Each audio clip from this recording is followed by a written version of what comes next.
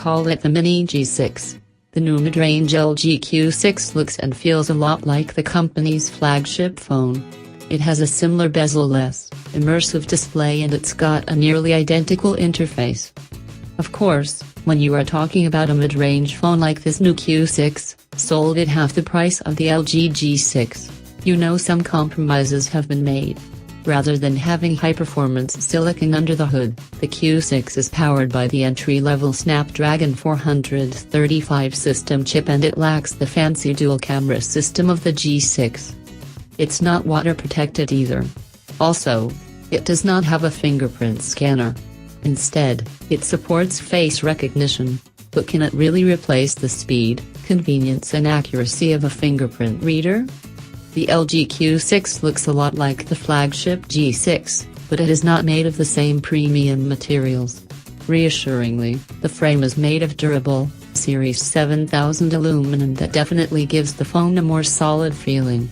The Q6 is MIL SDDA10G certified and LG emphasizes that its aluminum frame and some bezel is there to protect it from easily shattering and from damage on impact.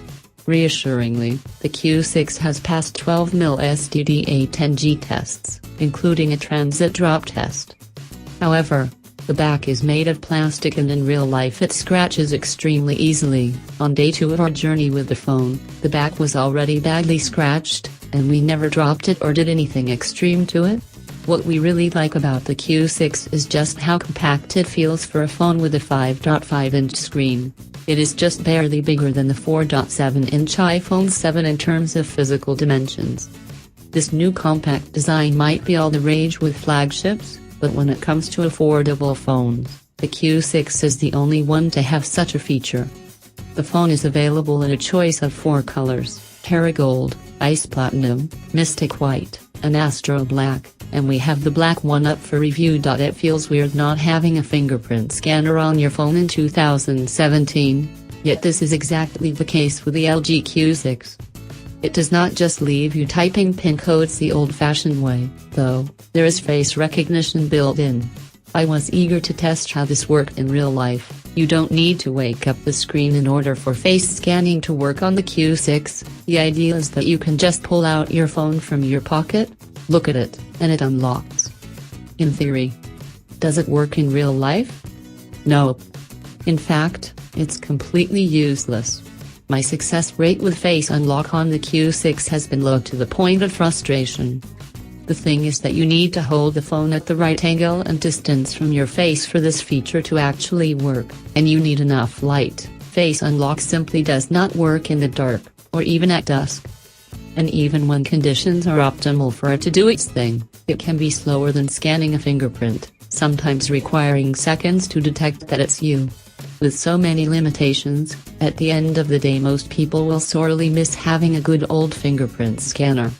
The LG Q6 features a 5.5-inch 18:9 LCD display with a 1080p resolution, 1080 by 2160 pixels because it's taller. LG calls this a full vision display because of the minimal bezel around the sides, and it is without it the most impressive feature of the Q6. It feels immersive, futuristic, great. It's a completely flat panel.